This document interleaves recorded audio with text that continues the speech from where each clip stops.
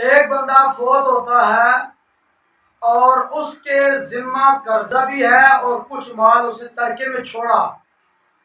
اور ورثہ بھی موجود ہیں، تو سب سے پہلے وارثوں میں وراثت تقسیم ہوگی یا قرضہ ادا کیا جائے گا؟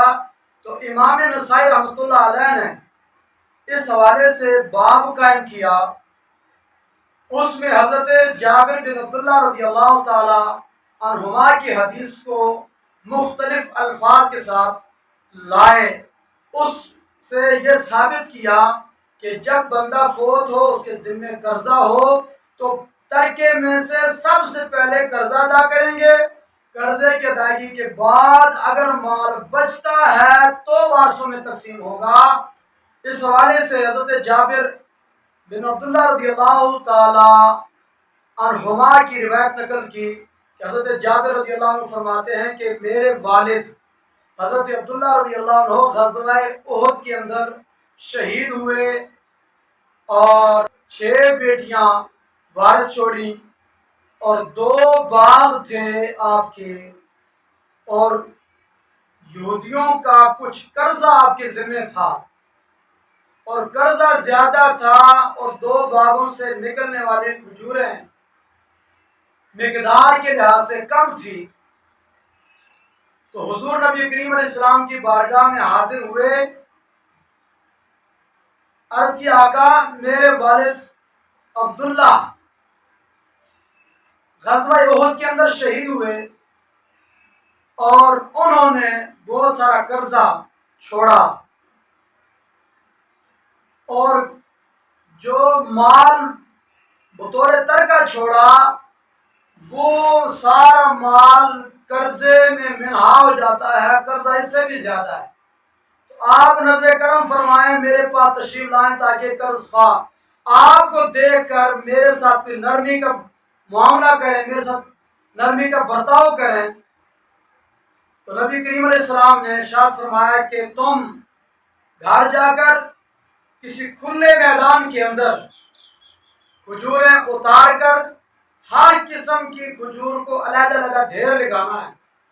ڈھیر لگا کر پھر مجھے اطلاع کرنی ہے۔ حضرت جابر فرماتے میں نے ایسا ہی کیا، میں نے نبی کریم علیہ السلام کی بارگاہ میں اطلاع کی اور حضور نے جو کچھ مجھے بتایا تھا میں نے اس کے مطابق کھجوروں کے ڈھیر لگائے، ہر نوع ہر صنف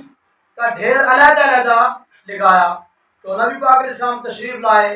ایک روایت میں ہے کہ حضور اکیلے تشریف لائے، دوسری میں ہے کہ آپ کے ساتھ صدیق اکبر تھے، اور تیسری روایت اسی عنوان کے اندر کہ حضور علیہ السلام کے ساتھ صدیق اکبر رضی اللہ عنہ اور فاروق اعظم رضی اللہ تعالی عنہ بھی ساتھ تھے۔ تو جب نبی پاک علیہ السلام تشریف لائے تو جو قرض خواہ تھے انہوں نے حضور کو دیکھا تو ان کے تیور بدل گئے، ان کو یہ بات ناگوار گزری۔ تو نبی کریم علیہ السلام جب تشریف لائے تو آپ نے کھجوروں کے ڈھیر کے ارد گرد 3 چکر لگائے اور برکت کی دعا مانگی، اور ان میں سب سے بڑا ڈھیر جو کھجوروں کا تھا اس کے اوپر حضور علیہ السلام جلوہ افروز ہوئے، آپ تشریف فرما ہوئے، اور حضرت جابر رضی اللہ عنہ کو فرمایا قرض خواہوں کو بلاؤ، تو قرض خواہوں کو بلایا گیا،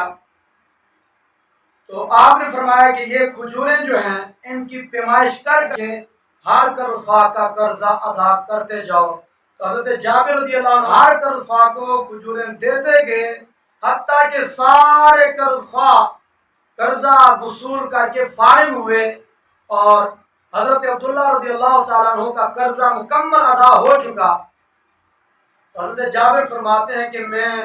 خوش ہو گیا اس بات پر کہ اللہ پاک نے میرے والد کا قرضہ ادا فرما دیا،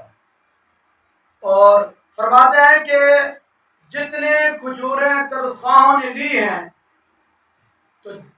قرضہ ادا کرنے سے پہلے جتنی کھجوریں تھیں اتنی کی اتنی باقی رہی، ان میں سے ایک دانہ بھی کم نہیں ہوا۔ تو یہ حضور علیہ السلام نے جو برکت کی دعا فرمائی، اس برکت کی دعا کی وجہ سے کھجوروں میں کوئی کمی نہ آئی، جبکہ پہلے ان کی سوچ یہ تھی کہ یہ کھجوریں کم ہیں اور قرض خواہوں کا قرضہ زیادہ ہے، اور یہ قرضہ ادا کرنے سے پہلے حضور علیہ السلام نے قرض خواہوں سے فرمایا کہ اگر تم چاہو تو یہ قرضہ قسط وار لے لو، آدھا قرضہ اب وصول کر لو، آدھا اگلے سال پر موقوف کر لو۔ انہوں نے انکار کر دیا تو حضور علیہ السلام نے یہ تصرف فرما کر کھجوریں قرض خواہوں کو ادا کر دی، اور جتنی کھجوریں قرضہ ادا کرنے سے پہلے تھی، قرضہ ادا کرنے کے بعد جوں کی توں وہ ساری کھجوریں موجود تھی، ان میں ذرہ برابر بھی کمی نہ آئی۔ اس میں ایک طرف تو امام نسائی نے یہ مسئلہ واضح فرمایا کہ ترکہ وارثوں میں تقسیم کرنے سے پہلے قرض خواہ کا حق ہے وہ ادا کریں، اس سے بچتا ہے کوئی تو پھر وارثوں میں تقسیم کیا جائے گا۔ اور یہ بھی مسئلہ معلوم ہوا کہ نبی پاک علیہ السلام روحانی تصرف فرمائیں تو اللہ پاک اس شے کے اندر برکت فرماتا ہے، اور حضور دعا کریں برکت کی، اللہ پاک برکت فرماتا ہے۔ اور پھر یہ بات بھی معلوم ہوئی کہ صحابہ کرام کو جب کوئی مشکل پیش آتی تھی تو نبی پاک علیہ السلام کی بارگاہ میں جا کر اپنی حاجت پیش کرتے تو حضور ان کی مشکل کشائی فرماتے تھے۔